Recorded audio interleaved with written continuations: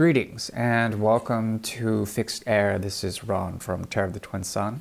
Tarot of the Twin Sun is a functional division within the Order of the Twin Sun. This is a reading for Aquarians out there, okay? In particular, the main reading, which is the Great Mirror, will help you to understand the axis of gravity between the 5th house and the 11th house, the 11th house and the 5th house. Now, the interesting thing is that you're going to see these people potentially, at least for the month of January, as homebodies, people that are naturally inward, perhaps introverted, but for different reasons. Actually, their own independence is paramount, and they're actually trying to perfect that sense or have that work for themselves so that they can produce the effect of illumination, okay, self-realization through deep, intense penances or deep spiritual practices, even asceticism. And the interesting thing is that the way they will see you, at least as how it pertains to the axis, is someone, they would see you as someone, essentially, who's dealing with collective karmas in order to achieve a sense of transcendence, to get away from it all by addressing what needs to be done on a collective level, and then embody that, and then essentially bring that forward, okay, in some way, shape, or form in terms of the outer world, and then the outer world sort of shifting into and transcending into the spiritual realm. That's the best I can do in terms of a small interpretation. We shall move now directly into a karmic reading for the month of January 2023 for the energy of Aquarius.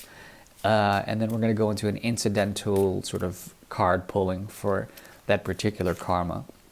So something that may happen in January, essentially. And then we'll go into the Great Mirror. So let's go ahead and get started.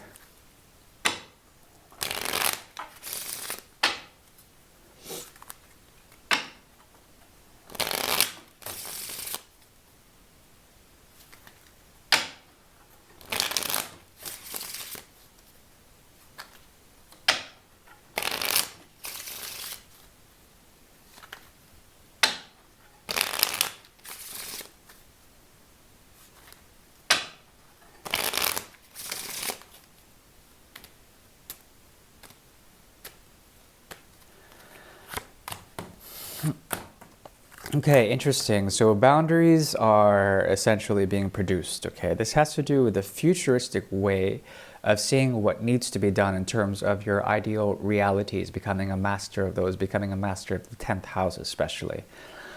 This also has to do with essentially the latent effects of winter solstice coming into January, the joy and the pleasure that you have had with friends, and then creating boundaries with them for some reason. This has to do with seriousness, coming down to it, seriousness and creating boundaries. Why? Because there's a need for experience. Now, whatever this experience is tied to something in particular in January, wherein you might meet someone that is part of your friend circle that actually is in need of boundaries. Perhaps you will give it to them in some way, shape, or form, and it would actually help you to do that, to do so. And this has to do also with a hidden choice, to do this or not, to essentially create this form of tension so that you can manifest a sense of power over your reality.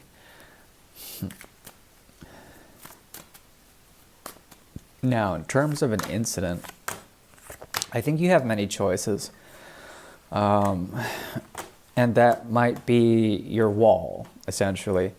There also is a sort of motif here, a need to do things on a practical level, to make your reality work in such a way that you do not become intoxicated with anything that would not be for your better good. This has to do with essentially abstaining from the dream world, becoming quite practical and spending and giving to those who need it. This is like you essentially not partaking in the foreplay or the interplay of social interaction, social networks, social friends, whatnot, approaching it in such a way that you are detached and this creating a sense of order and balance and harmony with all those around you. For some reason, this is how it works. At the same time, what is this producing? It produces the dynamic of the 10th and the 4th house, okay? So it could be that you are creating your own inner world that is untainted, but it still allows you to be a functional member within a type of society or within a type of sort of game, you know, where you have to play the analog, you have to essentially deal with a number of variables or a number of possibilities and see them for strictly that. And that's it. And that actually permeates, in a weird way, some things that have been coming in terms of realities, especially during the time of Capricorn, during the season of Capricorn.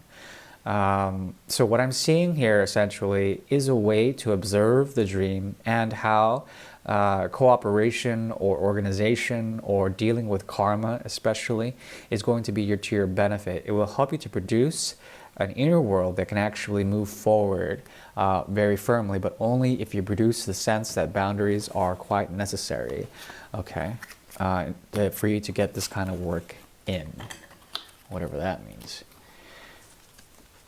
Okay, so we're moving into the gusto of this reading, which is essentially the Great Mirror. The Great Mirror is a tool devised by the Order of the Twin Sun to see particular karmas that may exist between the energy of Aquarius and a significant other. This significant other can be a person, place, or thing. Please take only what you will. I do thank you for your tuning in, your support of the channel. Thank you.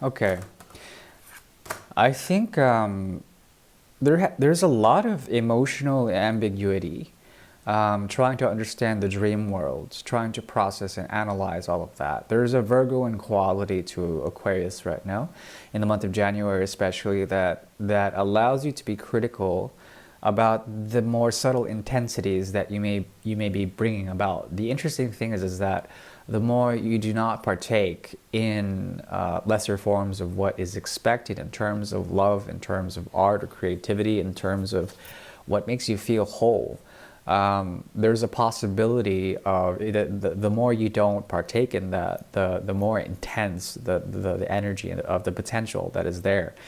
It grows, and this will actually help you to create a very reflective state of mind. Whoever you're dealing with sees you as someone who's extremely reflective, isolated with the femme en place, as well as you're focused on your projects, particularly one of them, that may be elusive to you. Actually, there might be something about that particular project that you haven't defined all the variables, but you know it's something that you want to do, it's something that you want to accomplish. What's furthermore pointed at is the Eight of Cups in reverse. It has to do with commitment to a singular vision that is very much abstract in nature, and you have this singular focus. It could be that this person sees this in you and they might mistake that for something else. Maybe you see this in that person. Maybe that there's something that you want to give but you can't because you are essentially in this singular mode, this vision, this myopia is also a possibility. This just narrow, laser-minded vision towards some sort of abstraction, a need to fulfill something that might be universal or something that might have conditions that you didn't think about yet. Okay, so it's a very interesting thing, anomalous, vague. You're dealing with someone who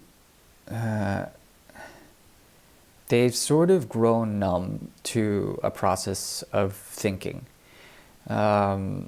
this allows them to focus more in on you, on your relationship with them. There's something about this that calls forward the Hierophant's energy, which is very stabilizing. The thing is that Uranus is in Taurus right now, and that's extremely destabilizing, even though Rahu is in conjunction with it in the month of January. So what I see here is an interesting expectation.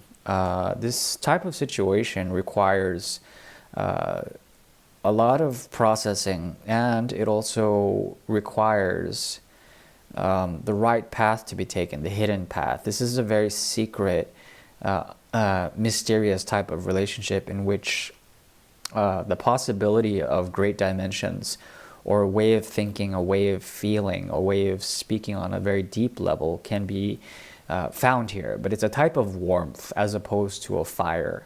It's a type of path that is it's not a cold dark road. It's not a blazing inferno of a pathway. No, it's more of a gentle sunlit path. But it's subtle. There's a lot of subtlety in this type of connection. I rather like it on that level. You're dealing with someone who doesn't think too much, doesn't want to think too much. They've thought about other relationships and other things that have been intense in the past, and they actually see this this type of connection to be extremely intense for them, and you feel probably the same way about them. It's speaking about a union of the mind, a transformation of a humbling process, a transformation of expectation. That's a very interesting thing, considering you have the Seven of Cups in reverse here, which is pointing to a lessening of intensity. Once again, a singular mind, singular thought. This could be someone you're overlooking as well. There's also a possibility that Temperance in reverse kicks in full drive, activating essentially some form of hidden cup sequence. Okay, this is speaking about the Four of Cups as well, the Six of Cups. There's a strange detached feeling about this, but then it's also deep. It's also reminiscent of things you've experienced before. Ace of Cups shows up in the hidden aspect of your conscious self here. It does, but I mean, it's not very active. It's not a very active Ace of Cups. The moon sequence is very strong here. Two towers meet, and then a gateway opens. Okay, and there's a sense of like gravity with all of this energy. I think you can treat this more as an intellectual exercise if you wanted to. You can use the auspices of Mercury to see how two like-minded individuals can meet in such a way.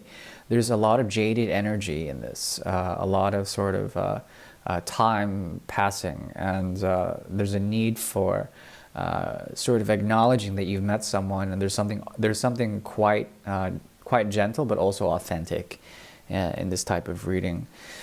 But they're very intense, man. That's the thing. There's a lot of fixed energy that is being pulled through this, and in terms of advice, the idea is to embrace that fixed energy, to embrace the Ouroboros, the snake that eats itself, and the continuum that occurs here in terms of the fixity of a universal sort of vision. This speaks about a way of doing things in terms of the houses of the fixed. So that's the second house, the 8th house, the 11th house, and the 5th house. Okay, with that cross, the fixed cross, essentially, there's a pushing forward of a way of doing things, especially as it pertains to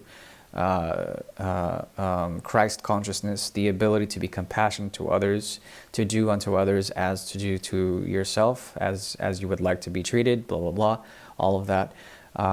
There's a universal aspect about this that I rather like, and there's a possibility of some form of deeper alchemy, a truth emerging out of this situation, okay?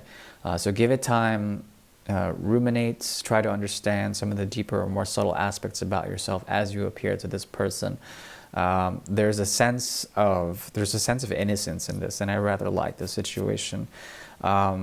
And this could be because of the World card. There's something coming into vision, a sense of purity, a sense of newness, a sense of the sixth house, okay, which is potentially an obstacle, because if you don't take in a new paradigm, there's no way you're fully going to shift and adapt, okay?